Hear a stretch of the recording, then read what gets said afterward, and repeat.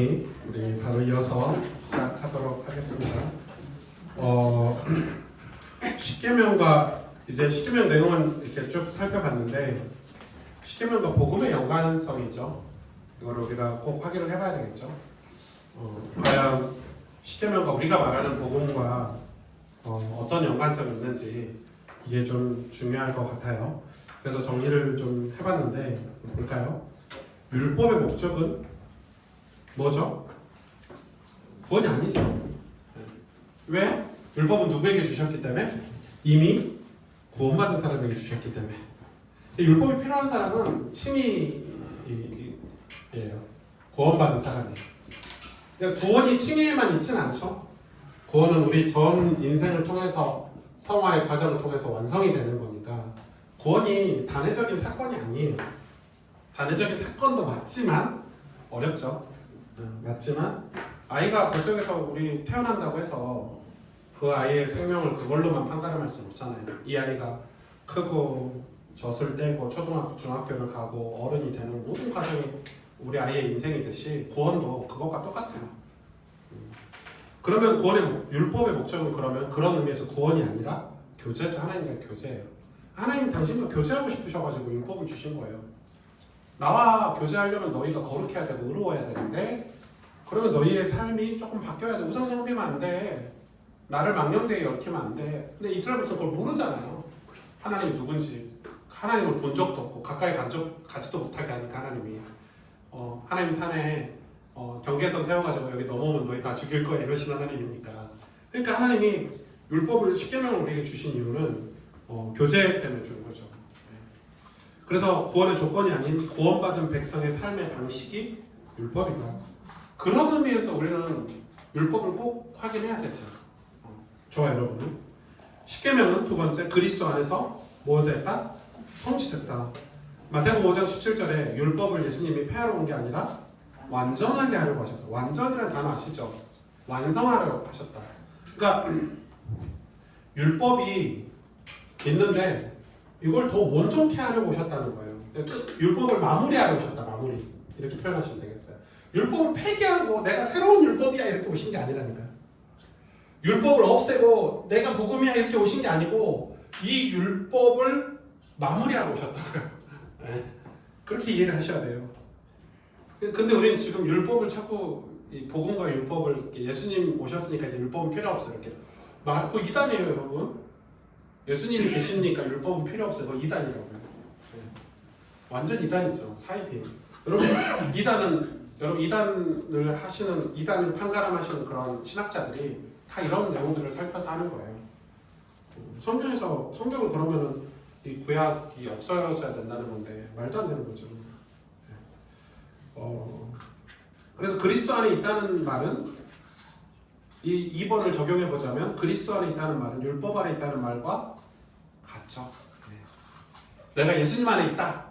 내가 그리스도 안에 산다. 우리 그러잖아요. 근데 막상 그리스도 안에 산다는 게 뭔지를 모르겠는 거야. 여러분 아시겠어요? 그리스도 안에 산다는 거? 전 하도 그리스도 안에서 이랬는데 제가 글도 썼잖아요. 개척할 때 저 액자에 그리스도 안에서 그리스도 안에 썼잖아요. 근데 그리스도 안에가 뭔데요? 말씀 안에 있는 거잖아요. 율법 안에 있는 거예요. 그 율법이 뭐예요? 말씀이? 내가 어떻게 살아가야 될지 말씀을 가지고 있어야 돼요. 나는 일주일에 어떻게 예배를 드리고 어떻게 기도를 하고 어떻게 하나님과 교제하고 그게 구체적으로 내 삶에 하나님 말씀이 있어야 된다고요. 말씀이 있다는 것은 내 마음에 감동되는 말씀이 있는 게 아니고 내가 하나님과 교제하기 위한 방법으로서 말씀이 있어야 된다고요. 그게 그리스도 안에 있다는 말이에요. 여러분 안에 있다는 말은 그거잖아요. 윤빈이는 욕조에서 노는 거 좋아하거든요. 물놀이 하는 거 혼자. 걔는 혼자 놀아요. 형도 필요 없어. 욕조 안에 들어가서 따뜻한 물만 담아주면 돼. 윤빈이가 나 욕조 안에 있고 싶어. 욕조 밖에 안 나갈래. 욕조 안에 있다는 게 뭔데요? 그 욕조라는 게 눈에 보이잖아요. 욕조 이렇게 욕조가 있잖아요. 물 막아놓고 수영하고 싶어가지고 그래서 물장난 치고 싶어가지고 그리스도 안에가 뭔데요? 상상? 대부분 상상이죠.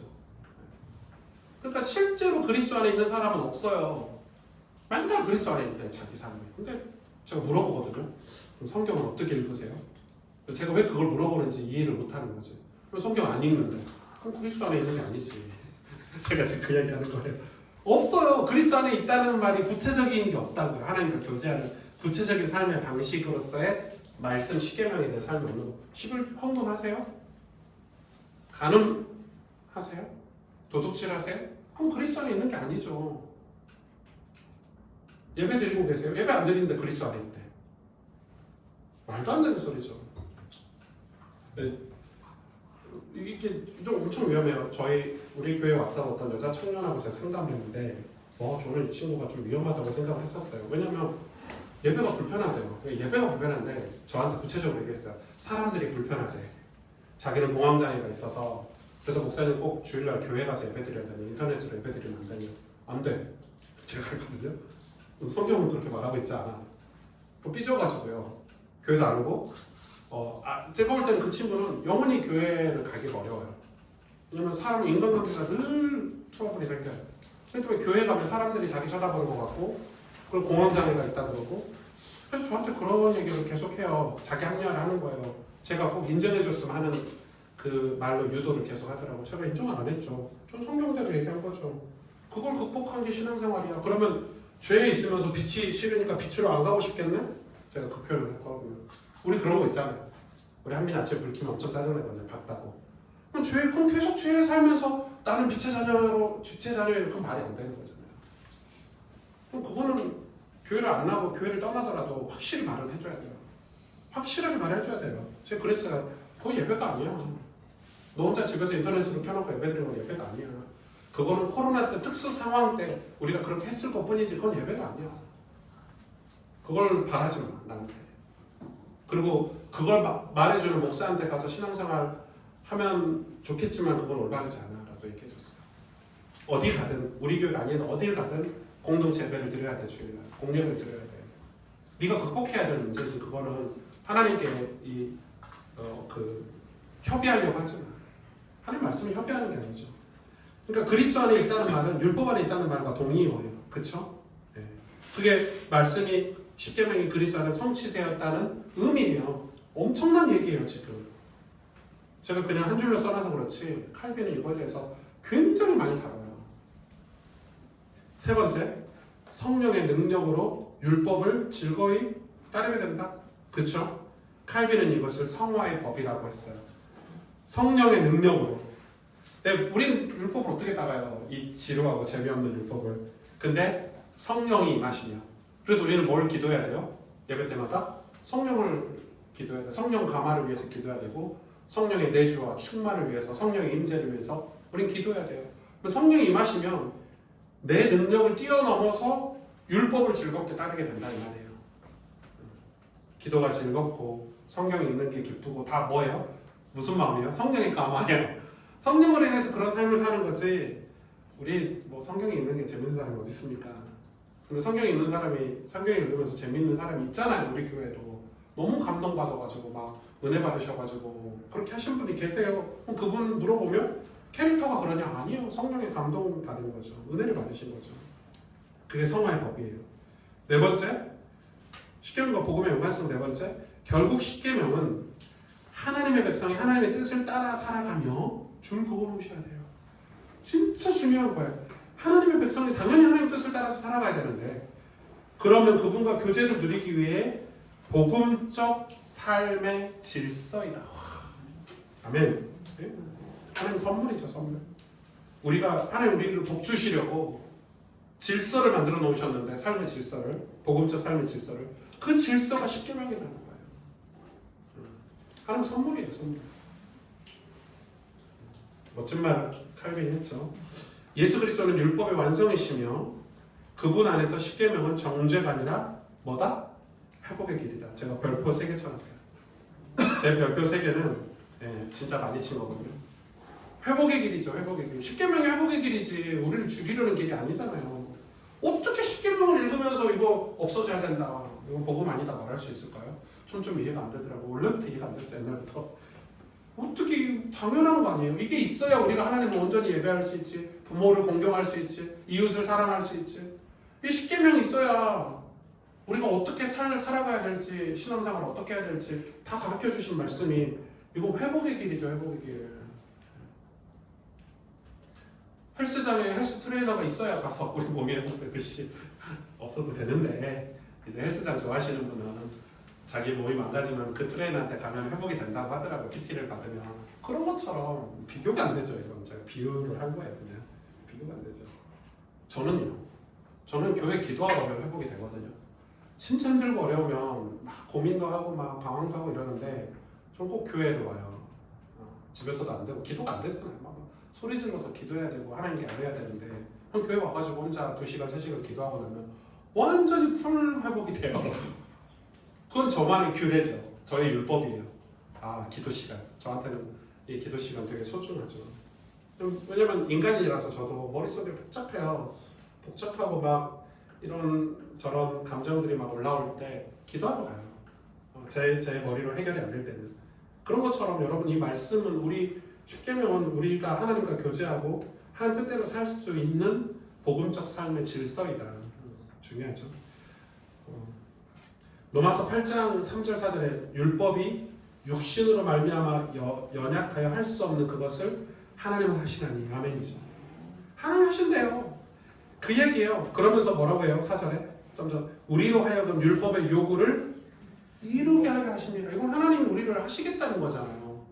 내가 너희를 나와 교제할 수 있는, 내 사명을 감당할 수 있는, 내 영광을 드러낼 수 있는 존재로까지 내가 너를 이끌 거야. 이 율법을 완성할 거야. 이렇게 얘기하시는 거예요. 우리를 성장시킬 거야. 우리 요즘 말로 말하면.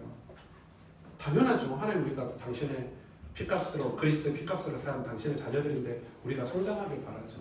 여러분 부모님들은 이거 다 공감할 거죠. 자녀들 포기하세요? 말은 포기한다 해. 저희 와이프도 맨날 한빈이 포기한다 그래요. 너 키우기 싫다.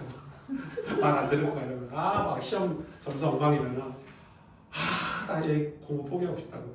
제가 처음에는 그것 때문에 싸웠거든요. 왜 그런 말을 하냐고 했는데 이제 알았어. 그냥 말뿐이야. 아침 되면 다시 원위치야. 다시 또 열심히 학원 데려다 주고 밥 맛있는 거 먹이고. 어찌됐든 자식이 잘 되길 바라는 게 부모의 마음이니까. 자식이 일정 수준 이상 최선을 다해서 부모가 자녀를 키우는 거는 모든 부모가 가지고 있는, 하나님 우리를 향해서 똑같으시다니까요. 당신이 우리에게 주고 싶은 거 받는 그런 그릇이 되길 원하시지. 포기하지 않으세요. 우리가 포기하는 거지. 한빈이가 포기하고 윤빈이가 포기하는 거지. 엄마는 포기 안 해요. 아빠는 포기 안 하죠. 그래서 우리가 값없이 죄사함을 단언할 때, 오타예요. 단언할 때, 이는 사람들이 죄를 짓도록 초대한 것이 아니라 여러분 죄를 짓도록 초대한 게 아니에요. 죄사함의 은혜가. 여러분 이 구원파들은 마치 죄를 짓도록 초대한 것처럼 이제 자유야, 마음대로 죄 짓고 살아도 돼, 이렇게 말하잖아요. 죄사함의 법을. 그게 아니라는 거예요. 칼빈은 우리의 선행으로는 결코 보상될 수 없는, 결코 획득될 수도 없고 거저 주어지는 선물을 받았다는 것이 얼마나 대단한지를 말하는 거다는 거예요. 이게 여러분 죄사함이 얼마나 큰 은혜라는 걸 알아야 돼요. 그래서 이 칼빈이 이거에 대해서 이렇게 이렇게밖에 설명할 수밖에 없었을 것 같아요. 우리에게는 값이 없지만 그리스도께는 그렇지 않다는 거예요. 우리는 값없이 받았어요, 죄사함을. 근데 예수님께는 그렇지 않다는 거예요. 이걸 어떻게 표현했는지 아세요? 사람들이 죄를 지을 때마다 거룩한 피가 계속 흐른다는 사실을 기억해라. 이렇게 써놨더라고요. 기독교 강의 초판에. 네, 이건 초판을 좀 정리한 건데, 그리스도의 피가 계속 흐르는데 우리가 죄를 지을 때마다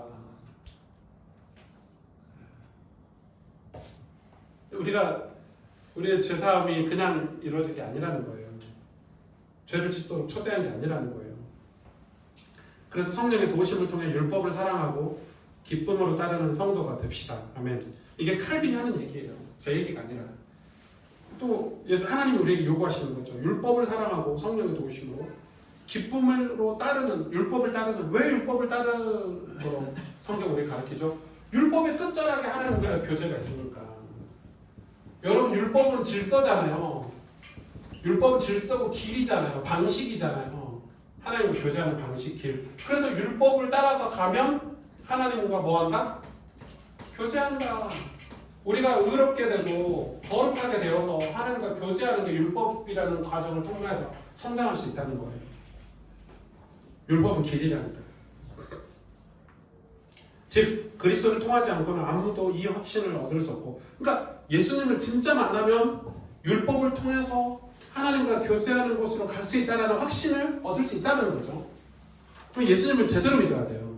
그러니까 예수님을 어설프게 잘못 믿으니까 우리가 율법을 통과하지 않으려고 하잖아요. 그래서 대다수가 다 여기서 멈춰요. 칭의에서. 우리 한국 교회 제가 볼 때는 한 70, 80%가 다 칭의에만 머물러 있어요. 이게 우리 한국 교회 구원, 막 전도 구원 이런 거에 너무 우리 한국 교회 유명하잖아요. 성화가 없잖아, 성화가 쉽게 말하면. 그러다 보니까 교회 구조가 되게 잘못됐어요. 전부 다 칭의에 머물러 있어요. 칭의가 구원인 줄 아는 거야. 애가 태어나놓고 알아서 커하는 책임 없는 부모처럼 엉망진창이 되는 거죠. 그렇게 되는 교회들이. 저 여기 강남중앙침례교회 보니까 뭐도 있냐면요. 여러분 홈페이지 가보세요. 주일날 결석 사유서까지 내요. 성도가 교회에다가. 예배 결석 왜 했냐. 이 결석 사유서도 낸다니까요. 이게 교회가 무슨 학교입니까? 근데 그 정도로 성도들을 관리해요. 기도하는 거야. 근데 우리는 지금 그런 거 말하면 성도들이 불편해하잖아요. 예배 빼먹는데 사유서까지 낸다니까요. 사유서까지. 저는 그게 맞다고 보는 거예요. 아, 율법이 필요하구나. 우리 교회도 율법이 필요하구나. 이건 엄청난 노력이 필요하겠죠. 제가 이런 토요 제자훈련 이 전체 개념 정리가 아마 내년 한 봄 정도에 끝날 것 같은데, 끝나고 나면 교회를 대대적으로 바꾸겠죠. 교회를 대대적으로 바꿔야 되겠죠. 크게 바뀐 게 있겠어요. 그러나 대대적으로 점검이 돼서 우리가 이해가 되고 바꿔야지, 이해가 안 되고 바꿀 수는 없으니까. 그러니까 이런 공부를 우리가 하는 이유가 있는 거예요.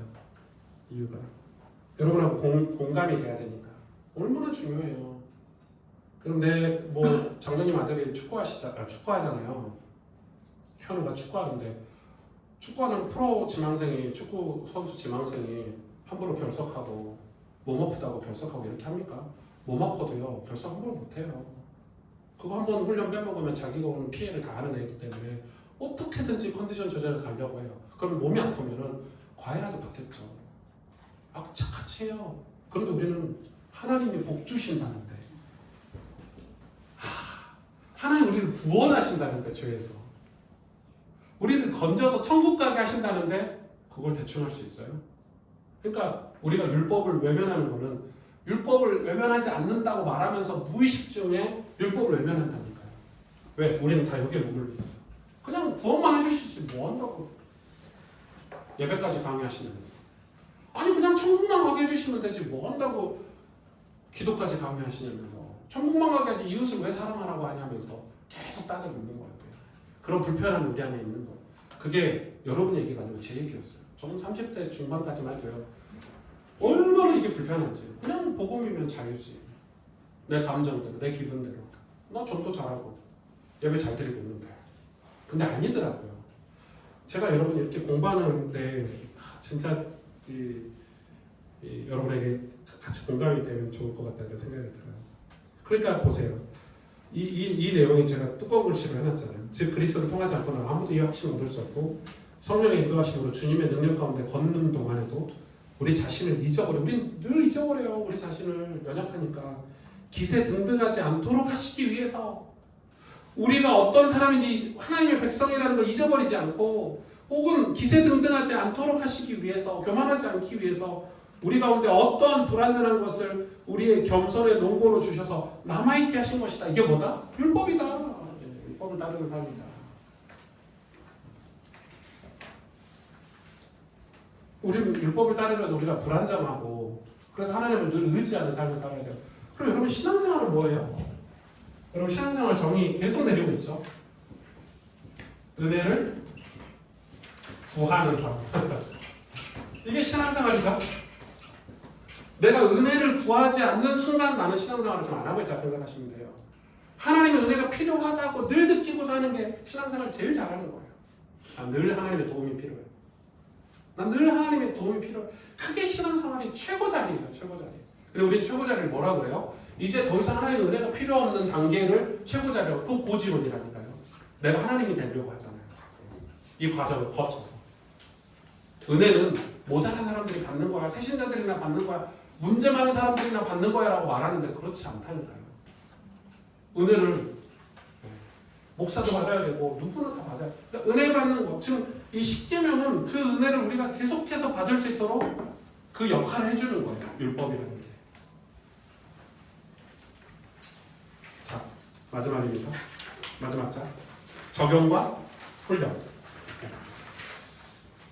우린 그러면 어떻게 적용하고 이 십계명이 어떻게 내 것이 되도록 훈련해야 되는지 좀 질문을 통해서 확인해 봅시다.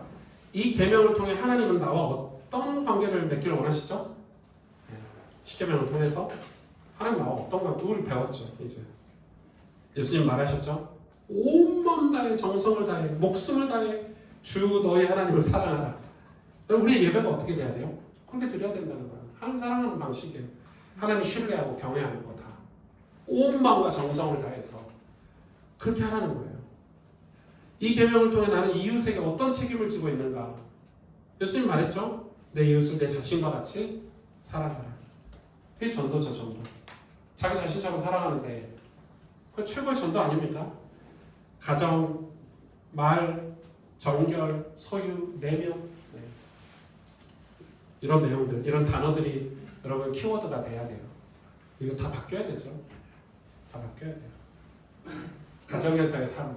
대표적으로 신약 성경에는 목회자나 뭐 장로, 집사를 세울 때 다 뭘 봤죠? 가정을 봤죠. 가정에서 이 사람이 멀쩡한가? 아닌가? 왜요? 가정이 최고의 이웃이에요. 내 아내와 남편과 내 아이들이 최고의 이웃. 이웃이라는 건 가까이 지내는 사람이잖아요. 가까이 지내는 사람이 이웃이니까. 그러니까 남편에게 인정받고 아내에게 인정받는 게 제일 중요하다고요. 네. 이웃에게 어떤 책임을 지고 사는가? 말, 언어도 다 바뀌셔야 돼요.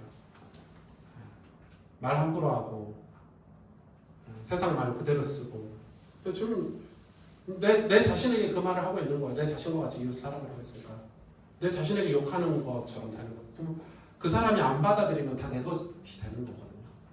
그러니까 여러분도 받지 마세요. 남이 험한 말 해도 안 받으면 그 사람 거가 되는 거예요. 굳이 받아서 상처받고 이러지 마시라는 거예요. 이 계명을 성취하신 예수님을 어떻게 바라보죠? 중보자로. 참된 중보자죠. 구약에는 여러 명의 중보자가 있었고 우리도 중보자지만 예수님이 참된 중보자고 이 하나님과 우리 사이의 관계를 위해서 이 십계명을 마무리하신 분이다. 십계명이 예수님이라고 해도 무방하겠죠. 조금 이해를 위해서. 십계명이 예수님이에요. 십계명이 예수님이에요. 예수님이잖아요. 율법이 하나님께 가까이 가게 하신 분인데 이 십계명이 말씀이 곧 예수님이다. 그래서 요한복음에 예수님이 우리에게 어떻게 오셨어요? 말씀이 육신이 되어 우리 가운데 거하시면 은혜와 진리가 충만하더라 이렇게 얘기하잖아요. 예수님이 우리 마음속에 있다는 것도 사람들이 다 그냥 상상이에요. 관념이고. 그래서 제가 물어봐요. 예수님 마음속에 어떻게 계세요? 이렇게 쪼개면 나와요? 예수님 마음에 있어요? 머리에 있어요? 잘 몰라요. 말씀으로 있는 거예요. 그러니까 매일 말씀을 읽고 묵상하고 주일날 설교를 듣는 거예요. 말씀이 예수님입니다. 그래서 은혜와 진리가 충만해지는 거예요. 근데 예수님이 계시다는 게 이해가 안 되죠. 예수님은 어디에 계세요? 정확히 말하면 하늘에 계세요. 하늘 보좌에 계세요. 성령이 오셨지. 정확히 말하면 성령이 오셨지. 우리가 예수님을 영접한다는 말은 그분의 영이신 성삼위일체 하나님이신 영을 그분의 영을 영접하는 건데 예수님이라는 상징적인 어떤 우리의 중보자를 모시는 거지만 사실 예수님은 부활하셔서 하늘 보좌에 계세요. 그리고 누굴 보내신다고 그랬어요? 보혜사를 보내신다고 그랬죠. 예수님 마음속에 있다는 게 뭐예요? 몰라 사람들이. 계신지 안 계신지. 계시겠지 이러고 사는 거지. 말씀이 있어야 되죠. 우리 마음속에. 말씀 먹으셔야 돼요. 영의 양식으로 말씀을 주셨잖아요. 여러분 엄청 중요하죠. 그래서 어떤 확신이 말씀이 내 마음속에 꽉 차 있어야 예수님이 충만하게 계시는 거라고 성령이 충만하게 계시는 거라고.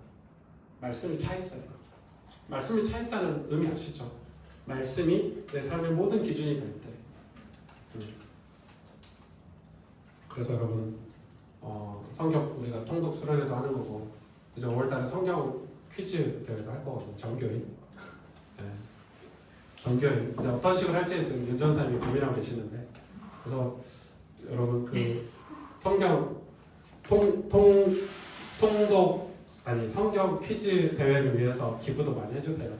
최소한 TV 한 대는 걸어놔야 목숨 걸고 다들 하지 않으시겠어요? 네. 이렇게 뭐 TV 냉장고라도 하나 걸어놔야 목숨 걸고 뭐 외워서라도 그런 분위기가 좀 되면 좋겠다. 전 그날은 주일날 오전 예배 드리고 오후 예배 퀴즈 대회 할까 싶어요. 전 성도가 다 모여가지고 주일학교까지 가족 단위로 할지 뭐 나눔터별로 할지 잘 모르겠어요. 좀 고민을 해봐야 되는데 그래서 좀 큰 상을 걸고 싶어요. 네, 큰 상을 좀 장로회나 이런 데서 좀 힘써 주셔가지고 우리 필리핀 그 뭐 이렇게 그 다녀올 수 있는 비행기권이라든지 이런 걸 걸어야 목숨 걸고 외워서 성경을 하지 않을까. 네. 네, 부담 드리는 겁니다. 네. 자 결론. 십계명은 뭐다? 복음이다. 자 같이 해봅시다. 시작. 십계명은 복음이다. 이제 좀 이해되시죠? 십계명이 왜 복음인지? 십계명은 예수님이다. 이렇게 말해도 되겠죠? 복음이 예수님이니까. 십계명은 좋은 소식이다. 네. 십계명은 하나님과 교제를 위한 은혜의 말씀입니다. 아멘. 예수 그리스도 안에서 십계명은 정죄가 아닌 생명과 자유의 길이 됩니다. 완전 자유할 수 있어요. 십계명을 통과하면. 이스라엘 백성이 계명을 받아들이면요, 순종하면요, 완전히 자유의 축복된 민족이 됐잖아요. 그렇죠? 그래서 다윗이 늘 말씀을 묵상했잖아요. 왜? 복 받으려고, 자유하려고.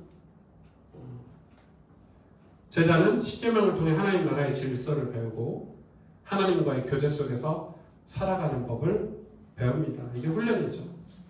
그럼 우리는 늘 율법에 대한 훈련을 받아야 되고 그래서 그 훈련을 통해서 하나님과 교제 속에서 살아가는 법을 배우게 돼요.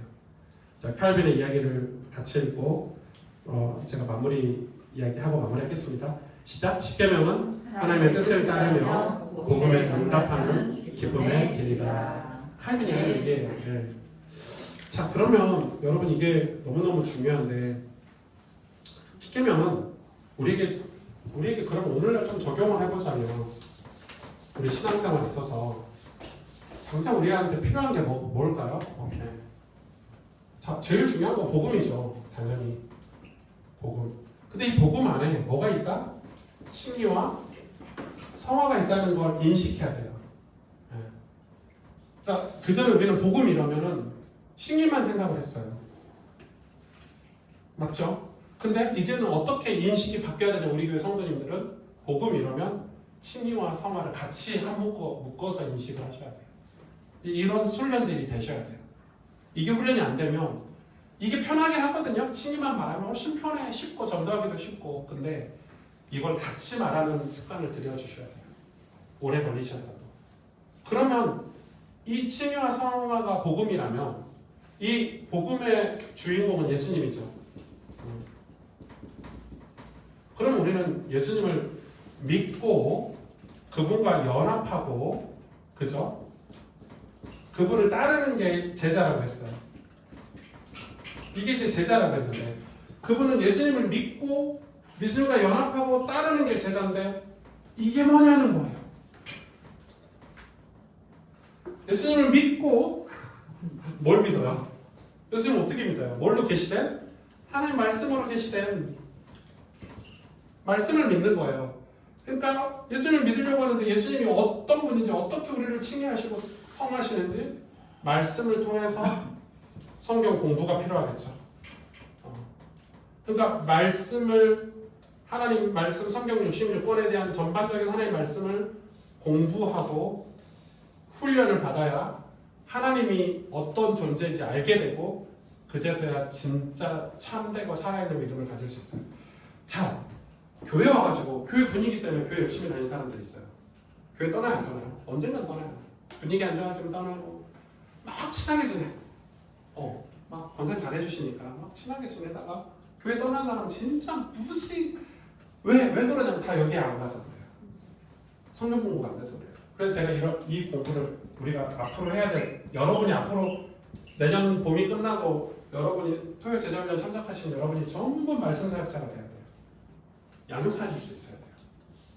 우리 교회가 말씀 사역자가 필요해요. 성경 교사가 필요해요. 이거는 내 성향하고 상관이 없어요. 내가 우리 교회 새가족들이나 우리 교회 청년들이나 내 청년들하고 말씀 양육해주는 사람이 필요해요. 방식은 다양하죠. 방법도 많아요. 그런데 중요한 거는 개념 정리부터 하자고요. 그러면은 여러분 믿는다는 것은 믿음이라는 것은 참되고 신실한 믿음이 생긴다는 것은 알아야 믿는 거예요. 그래서 교회가 한쪽 편에서는 막 우리가 이런 사역도 해야 되지만 한쪽 편에서는 성경을 계속 공부하고 읽고 바이블 스쿨을 통해서 성경의 내용을 확인하고 이런 과정을 계속 가는 거예요. 근데 그걸 참석하는 사람들은 뭐 하는 사람들이죠? 믿기로 작정된 사람들이죠. 저는 그렇게 생각해요. 교회적으로는. 참석을 안 한다? 아직은 아닌 거예요. 어쩔 수 없어요. 그건 제가 판단할 수 있는 일이 아니기 때문에 교회가 그걸 제공만 하는 거예요. 그 다음에 연합하다는 건 뭐예요? 예수님과 연합하다는 건 예수님과 함께하는 거죠. 주님 내 안에, 내가 주님 안에. 그래야 구원받는 거죠. 주님은 포도나무인데 그에 붙어 있으면 우리가 열매를 맺는 이 연합이요. 이 연합이라는 거는 여러분 예수님과 연합이다. 이건 저는 온전히 우리 예배라고 생각해요. 칼빈이 이걸 연합에 대해서 우리가 예수님과 연합할 수 있는 방법은 예배밖에 없다는 거예요. 예수님과 연합하는 느낌을 우리가 어떻게 받지? 그래서 예배 안에 뭐가 있어요? 찬송이 있고 기도가 있고 예배 요소들이 있잖아요. 말씀 선포가 있고 회개 기도가 있고 헌금이 있고 이런 게 있잖아요. 이게 일상생활에서 그런 걸 살도록 가이드 역할을 예배 때 다 해주는 거거든요. 이 물질은 하나님이 주신 거야. 그렇잖아요. 그게 헌금이잖아요. 헌금의 이유잖아요. 헌금하는 이유가 뭐예요? 하나님 이 물질을 주신 분이 하나님이라는 걸 잊지 말고 살라는 거잖아요. 우리가 왜 예배 시간에 찬송을 부르죠? 왜 뜨겁게 찬양을 부르죠? 우리 일상생활에서 찬송하는 삶을 살라는 거잖아요. 그거를 위해서 주일날 이 공예배를 통해서 그 훈련을 받으라는 거잖아요. 그래야 일주일 동안에 우리가 그런 삶을 말씀을 가지고 기도하고 회개하면서 살 수 있으니까. 그래서 연합은 예배밖에 없어요. 여러분 봐봐요. 교회 새가족이 왔는데 우리가 이 사람을 가이드할 때, 사역할 때, 말씀 사역할 때 어디로 안내를 찾고 해야 돼요? 자꾸 예배로 안내를 해줘야 돼요. 예배를 통과하지 않고 신자가 승리하는 삶을 살 수 있다? 저는 불가능하다고 봐요. 제가 진짜 많이 사역을 해봤잖아요. 아직 젊지만 그래도 30년을 사역을 했는데 교육자로 30년을 사역했는데 별의별 사람들을 다 만났죠. 근데 살아남는 사람은 예배드리는 사람이에요. 예배드린 사람이 살아남기도 하지만 살아남은 사람은 다 예배드린 사람이었어요. 예배 없이 우리 삶이 변화가 없어요. 성경 많이 읽잖아요. 성경 막 공부하고 성경 공부 기관 찾아가서 성경 통독하고 성경 공부하고 성경 빠식해. 근데 예배 안 드리잖아요. 그러면 성경 많이 하는 예수님과 연합 안 한 사람이 도울 김용옥 같은 사람이죠. 예배 안 드리잖아요. 그 사람은 성경만 공부해서 자기 이익을 위해서 사용하잖아요. 그러니까 교회도 그런 사람들 많아요. 성경만 알면 됐지. 아니요, 절대 그렇지 않습니다. 이게 나눠지지가 않아요. 이게 나눠지면 좋겠는데 구분은 되는데 분리는 안 되는 거예요. 그러면은 따른다는 건 뭐예요? 예수님을 따른다는 거. 이건 사명이죠. 하나님의 소원이죠. 하나님의 소원. 예수님을 우리가 왜 따라갑니까? 근데 하나님의 사명이 뭐냐? 우리는 그전에는 사명을 이렇게 오해했어요. 내가 어느 나라, 네팔 이런 데 가서 전도하는 걸 사명이라고 생각하는 거예요. 사명은 그래도 저 멀리 있는 저건데 내가 돈도 벌고 기도도 많이 하고 훈련도 받아서 이 사명을 내 것으로 만들어야지 이렇게 생각했거든요. 완전 잘못된 생각이에요. 사명은 뭐예요? 예수님 따르는 거예요. 그러니까 예수님 따르는 모든 삶이 다 사명인 거예요. 우리도 그런 게 있잖아요. 나 의사가 되고 싶어. 학생이 의대를 진학해. 공부를 막 터지게 합니다. 코피나게 의대 의사 되려면 여러분 하루에 이런 말이 있어요. 의대 본과생들은 4시간 자면 탈락, 3시간 자면 합격이란 말이 있어요. 본과생들은. 그 말 들으면 부끄럽죠. 우리는. 저는 그렇게 살아본 적이 없어가지고. 근데 제가 지금 공부하고 있는데 거의 그런 지경이. 그런 말이 있어요. 의대 본과생들 말에 3시간 자면 합격, 4시간 자면 탈락 이런 말이 있어요. 근데 걔네들이 의사가 된 게 사명인가요? 아니죠. 의사가 사명이 아니죠. 그 준비하는 게 다 사명이에요. 의사 활동은 안 하지만 지금 학교에서 공부하고 있는, 코피 흘리면서 공부하고 있는 그것도 사명이라는 거예요. 그래서 때가 되면, 준비가 되면 쓰임받는 거죠, 하나님께. 하나님이 구속사 일을 이루고 계시는데, 구원사를 이루고 계시는데 쓰임받는 거죠. 언제 쓰임받을지 몰라요, 우리 인생은. 근데 사실 다 쓰임받고 있는 거죠. 이미 쓰임받고 있는 거죠. 그러니까 예수님을 따른다는 것은 정말 이 사명을 감당하는 거기 때문에 우리 인생에도 이런 사명이 있어야 돼요. 그러면 사명은 모든 사람에게 다 주어지는 거예요. 목사에게만 주어지는 게 아니고 특별한 선교사에게만 주어지는 게 아니고 우리 모두가 다 하나님이 우리를 그래서 뭐예요? 자기 십자가를 지고 자기를 따르라고 하잖아요. 그럼 우리도 우리 십자가를 져야 돼요. 예수님만 십자가를 지는 게 아니고 그 말은 우리가 그리스도가 되라 이 말이 아니잖아요. 예수님과 같이 우리도 중보자가 돼서 예수님처럼 우리가 제사장이 되고 예수님처럼 우리가 선지자가 돼서 우리 사회 곳곳에서 빛과 소금으로 살라는 말씀이시잖아요. 그 말 아닌가요? 그래서 우리 삶에 이게 필요하니까 우리 안에 이걸 모든 걸 다 하기 위한 뭐가 있어야 되냐면 여러분에게 율법이 있어야 된다니까요. 율법이 단어가 불편하게 생각하지 마시고 그래서 규례라고도 할 수 있고 바울이 늘 이야기하잖아요. 사도 바울이 자기의 규례가 있었어요. 지켜야 될 어떤 자기만의 신앙의 패턴이 있었다는 거예요. 그거 없으면 여러분 어떻게 사냐면요. 늘 갈등하고 살아야 되고 고생하고 살아야 돼요. 그러니까 뭐 다 그렇지 않아요, 여러분? 네. 삶의 우선순위가 예배가 아니다. 그럼 늘 갈등이에요. 조금만 몸이 아프면 예배 안 가야지. 뭐 회사가 잘 안 되면 예배 안 드려야지. 뭐 이런 식이에요. 근데 저와 여러분은 예배가 그런 게 아니잖아요. 예배가 이미 끝난 거잖아요. 이 영역에서는. 그러면 어떻게 되냐면 그 사람은 예배자로 살 수 있는 거예요. 예배가 규례니까, 삶이 우선이니까. 근데 이게 안 된 사람은 신앙이 늘 여기에 머물러 있겠죠. 늘 이 지하 단칸방에 이렇게 어두운 곳에 머물러 있겠죠. 네. 그렇게 돼요. 네. 어쩔 수가 없어요. 그거를 하나님이 그렇게 우리 인간을 창조하셨기 때문에 방법이 없어요. 나중에 여러분 출애굽기 34장, 35장 가보세요. 이스라엘 백성들이 금송아지 만드는데요. 기가 막힙니다, 진짜. 기가 막혀요. 와, 어떻게 이럴 수 있지? 근데 그게 그 사람이어서가 아니라 우리 그 사람들이 비난하고 금송아지 만들었다고 저예요, 저. 제가 그 선교 준비하는데 제가 금송아지 맨날 만들어요. 저라니까요. 왜 그러냐면 삶에 율법이 없어서 그래요. 제 삶에 율법이 없어서 그래요. 그러니까 맨날 죄 짓고 싶고 지름길로 가고 싶고 내가 노력 안 하고 얻고 싶고 애쓰지 않고 이루고 싶고 그렇잖아요. 목사도 노력 안 하고 목회 잘 되고 싶고 교회 부흥하고 싶고 그런 악한 마음이 다 있다니까요. 근데 교회가 부흥하는 게 노력 없이 어떻게 부흥해요? 성도들 신방하고 성도들 양육하고 기도하고 성실하게 설교를 준비해도 될까 말까인데 그 과정이 있어야 그게 사명이라고요. 그럼 나머지는 하나님이 부흥하시는 건 하나님 때 당신이 필요하면 가스펠교회 부흥시켜주시고 가스펠교회 사용하시겠지. 그러나 우리는 뭐 해야 된다? 지금 그걸 준비해야 된다 이거예요. 그러면 우리에게 뭐가 필요하다? 율법이 필요한 거예요. 너 예배 똑바로 드리고 있는지 확인하는 율법이 필요하고 너 기도 제대로 하고 있는지 율법이 필요하고 너 제대로 하나님 제대로 마음으로 섬기고 있는지 그 마음을 확인할 수 있는 율법이 우리에게 필요한 거예요. 이웃을 제대로 사랑하고 있는지 전도하고 있는지 이걸 확인할 시간이 필요하고 말씀을 묵상하고 있는지 확인할 방식이 필요해요. 근데 그 율법이 십계명이 이제는 교회 안에도 묻어놔야 돼요. 교회 모든 사역도 이게 필요한 거예요.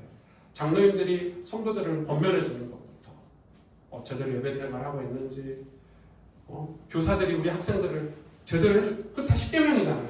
우리 아이들에게 주일학교 교사는 십계명이어야 돼. 귀찮게 하는 그런 무서운 율법이 아니라 이 아이들을 살리는 십계명이어야 된다. 이해가 되세요? 성경 교사가 돼야 된다. 그러니까 교회도 영적으로는 십계명 역할을 해야 된다고요.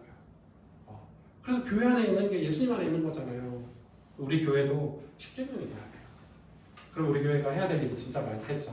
그러나 급하게 서두르려고 하고 싶진 않아요. 왜냐면 이해가 되고 기도를 통해서 하나님의 때에 하기 위해서 우리가 이런 공부들을 지금 하고 있습니다. 이거 강의는 엄청 중요한 십계명 강의가 되겠죠. 여러분에게 도움이 되셨는지 모르겠고 그래서 처음에는 우리 장로님들 토요일 제자훈련들 좀 다 오셔서 좀 들으시면 좋겠는데 이런 마음도 있었는데 그 마음도 내려놨어요. 네. 제가 어떻게 할 수 있는 영역이 아니더라고요. 이거는 진짜 하나님이 하셔야 되는 일이에요. 제가 무슨 생각이 들어요? 내 기도가 부족하다. 내 권면이 부족하다. 그래서 권면을 해야 되겠다 이렇게 생각을 했어요. 청년들 성경 공부도요.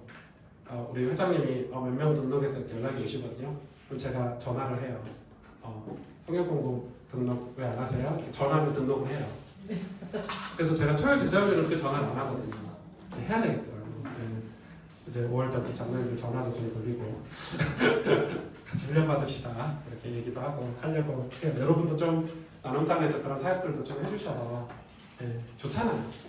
이게 비디오를 듣는 거하고 같이 이렇게 듣는 거하고 좀 다르니까 우리 합심을 한번 같이 기도하고 혹시 질문 있으세요? 강의 진짜 빨리 끝났죠? 12시 전에 끝났으니까 7분 세월 채우고 옛날에 2시까지 했었는데 많이 착해져가지고 목사가 자, 그 질문 있으세요? 십계명에 대해서? 지금 하세요.